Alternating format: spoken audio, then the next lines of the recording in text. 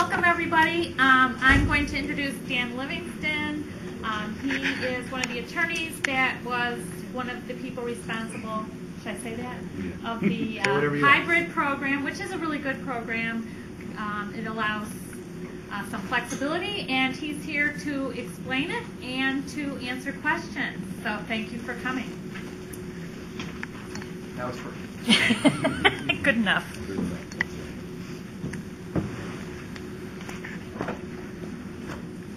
It's working.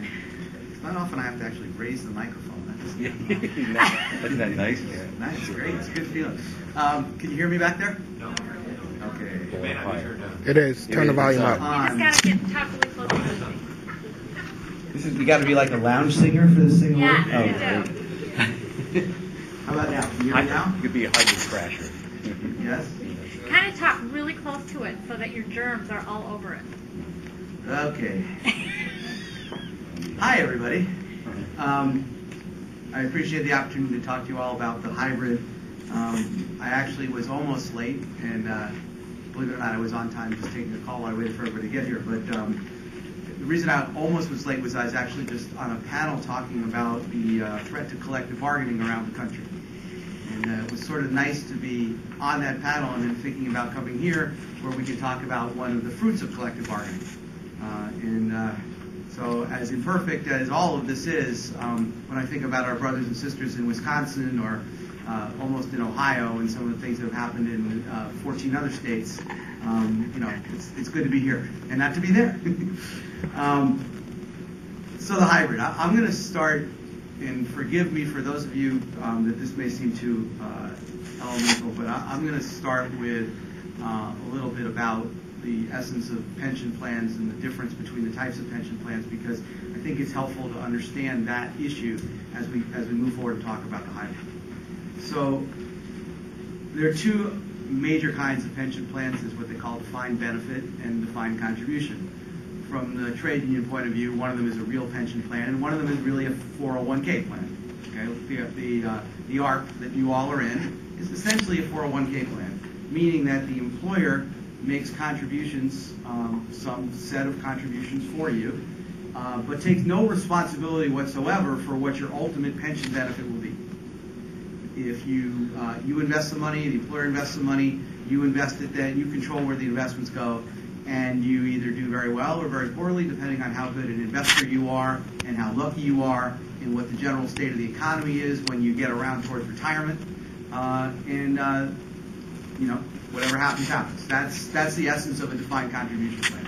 In that circumstance, the employer bears no risk at all in terms of the intent of the pension plan is to provide you with a comfortable, fair retirement based upon your service as an employee. But the employer bears no risk of whether or not the amount of money will be sufficient to provide such a retirement. You could do great, you could do lousy. And those of you who have friends maybe who retired in 2007 before the great stock market crash know how different life felt in 2007 than it felt in 2009, even though they may have invested identically, taken the same risks, et cetera, just luck, just the timing when you turn whatever age you decide to retire. Those kind of things matter. The employer has no risk.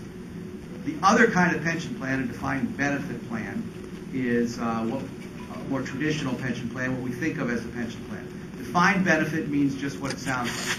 There's a certain contribution made by you, which could be 0 in Tier 2, up to 2% in Tier 2A, and as you'll hear in the hybrid, up to 5%. But you make a certain contribution. The employer's contribution is completely not predetermined.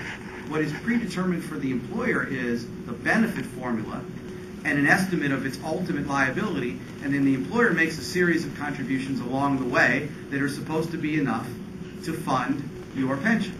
And in a defined pension plan, all the risk of how well those investments do is on the employer. None of it is on the employee. So if the stock market does great for a series of years, then the fund may get technically overfunded. If it does poorly for a series of years or bad investment decisions made, the plan may get technically underfunded. But as far as what your benefit is concerned as a beneficiary, it's already preset. And you take none of the risk. Okay? So there's a huge difference in terms of that. Those two types of plans. Now, most people then think that trade unions go on and say, That means that all defined contribution plans are bad and all defined benefit plans are good. And we're here to tell you, no matter who you are or what you're doing, if you got a chance to get in a defined benefit plan, go ahead and do it. That's not right. And a big part of why we created the hybrid probably only affects a tiny number of people in this room because it's new employees. But a big part of why we created the hybrid is this.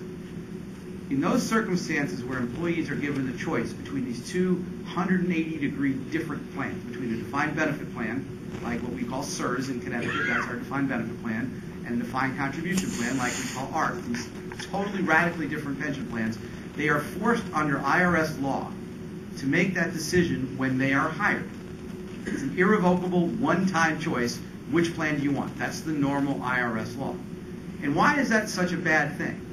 Well, it's a bad thing because in general, if you get hired when you're 25 years old, you don't know a damn thing about anything, right? None of us knew anything when we were 25. But it's particularly bad for this reason. Defined benefit plans are skewed in favor of career employees.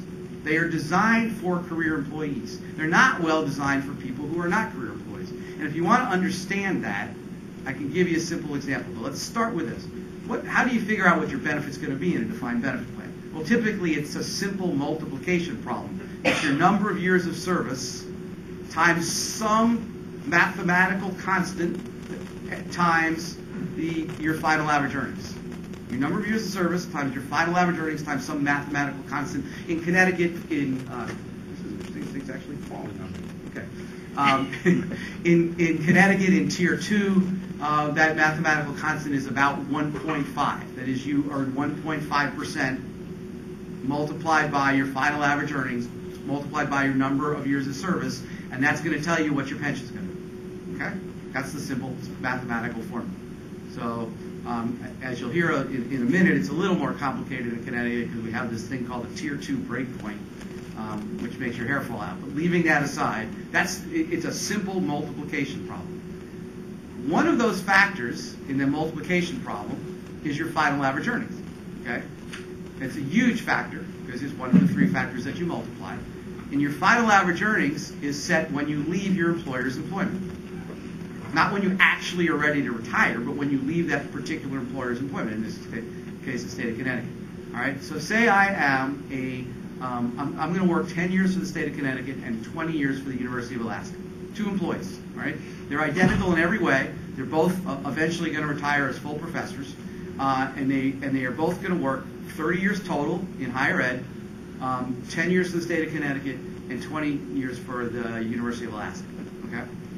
One employee works for Connecticut his first 10 years, and then 20 years in Alaska, and the other employee works for Connecticut his last 10 years. First he worked 20 years in Alaska, and now he worked his last 10 years in Connecticut. Okay? So take that formula.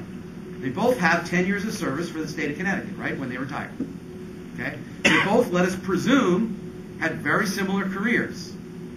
They're both multiplying by that 1.5%, which is, except for the Tier 2 breakpoint, that constant. And they are both multiplying by their final average earnings. Well, if I started in the University of Alaska 30 years ago, and now I came for my last 10 years to the University of Connecticut, and I retire as a full professor, my final average earnings are my full professor's salary in Connecticut right now. I don't know what it is, but for this, Southern, I don't know what exactly it is, but let's say it's $120,000 a year. Okay? So you're doing this math and you're multiplying $120,000 a year, 1.5%, 10 years of service, that's 15%, times $120,000 a year. My pension from